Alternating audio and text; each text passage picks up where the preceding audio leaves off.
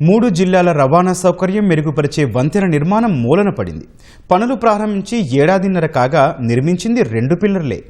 కేవలం 10% పనులే పూర్తి చేసి మిగిలిన 90% తుంగలో తొక్కారు. ఫలితంగా వంతెన వస్తుంది, నదిపై పడవ ప్రయాణం తప్పుతుంది అని భావించిన ప్రజల ఆశలు అడియాసలయ్యాయి. ఇంతకీ అది ఏ వంతెన? ఏ జిల్లాల ప్రజలకు దానివల్ల మేలు చేకూరుతుంది? పనులు ఎందుకు ఆగిపోయాయి?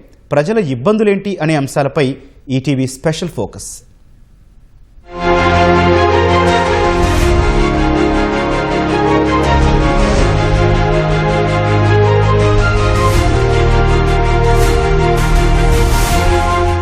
చూస్తున్నారుగా ఈ ప్రమాదకర పడవ ప్రయాణం.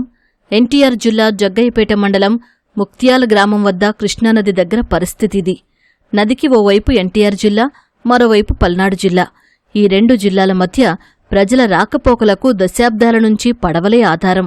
పల్నాడు జిల్లా అచ్చంపేట మండలం మాదిపాడు గ్రామస్తులు ఏ చిన్న అవసరం వచ్చినా జగ్గయ్యపేటకే రావాలి. అంటే పడవ ఎక్కాల్సిందే, నది దాటాల్సిందే. మరోవైపు పల్నాడు జిల్లా అచ్చంపేట మండలానికి చెందిన ప్రజలు హైదరాబాద్, ఖమ్మం వెళ్లాలంటే ఇదే దగ్గరి దారి. అంటే వీళ్లు కూడా బోటు ఎక్కాల్సిందే, జలమార్గం దాటాల్సిందే.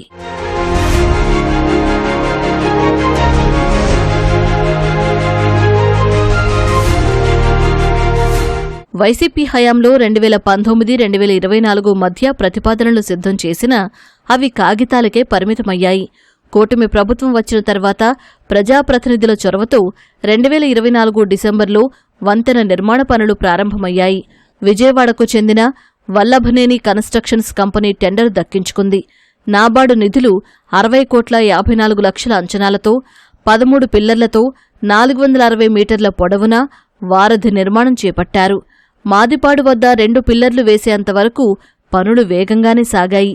ఆ తర్వాత నుంచి పనులు ముందుకు సాగడం లేదు. గడ్డర్లు, బీములు తయారుచేసి యార్డ్లో ఉంచారు.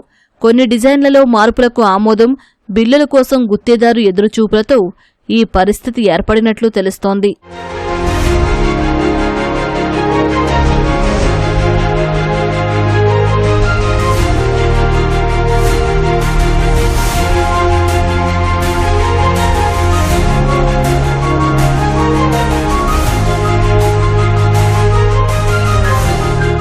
ఇప్పటివరకు సుమారు 10% పని మాత్రమే పూర్తయింది.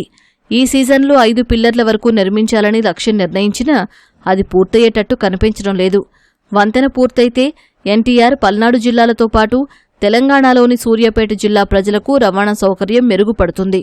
కాబట్టి వంతెన త్వరగా పూర్తి చేయాలని ప్రజలు కోరుతున్నారు.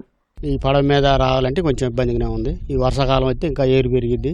అది కడితే సంవత్సరంలో అయిపోద్దండి. కానీ 2 సంవత్సరాలు అయితేనే కానీ దాని పనులు స్లోగా నడుస్తున్నాయి. పనులు బాగా అటు డ్యామ్ వెనక తిరిగి రావాలండి. దాదాపు 30 కిలోమీటర్లు మాకు తేడా వద్దండి. ఇదైతే బ్రిడ్జి అయితే మాకు అంత 2 నిమిషాల్లో మేము ఇటు జగపేట వెళ్ళడానికి కూడా బాగుంటుందండి. ప్రయాణం బాగుంటుంది. హైదరాబాద్ వెళ్ళడానికి ఖమ్మం చాలా దగ్గర అయిద్దండి. ప్రాబ్లం ఏంటంటే మెయిన్ వంతెన కావాలి అంటే శాంక్షన్ చేశారు కానీ చెప్పడం తప్ప పని అన్నింటినీ జరగట్లేదు. ఫస్ట్ ఇప్పుడు మేము మా జగపేట వెళ్ళాలంటే మొత్తం అటు రౌండ్గా తిరిగి 30 కిలోమీటర్ తిరిగి రావాల్సి వస్తుంది. అది దానివల్ల ఏంటంటే మాకు చాలా ప్రయాణానికి చాలా ఇబ్బంది అవుతుంది.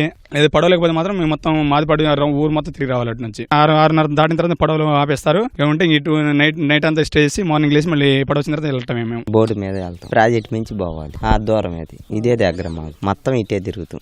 మాకు కూడా ఇబ్బంది కావాలని నేను కూడా చూస్తాను. నేను పుట్టిన కానీ దాదాపు 60-70 సంవత్సరాల నుంచి ఇదే ఆ పడవే. చూశారుగా, ఇది ఎన్టీఆర్ జిల్లా ముక్త్యాల గ్రామం, అలాగే పల్నాడు జిల్లా మాదిపాడు గ్రామాల మధ్య రాకపోకలు సాగించే ప్రయాణికుల పరిస్థితి. ఈ మార్గంలో వంతెన లేకపోవడంతో ఏళ్ల తరబడి పడవల మీదే ప్రమాదకరంగా ప్రయాణాలు సాగిస్తూ ఉన్నారు. కూటమి ప్రభుత్వం వచ్చిన తర్వాత 2024 డిసెంబర్లో వంతెన నిర్మాణం ప్రారంభించిన ఆ పనులు నత్తనడకన సాగుతుండటంతో ఇప్పటికీ వీళ్లు పడవలే ఆధారంగా చేసుకుని రాకపోకలు సాగిస్తున్నారు. కెమెరామెన్ సాయితో ఉమామహేష్, ఈటీవీ న్యూస్, జగ్గయ్యపేట.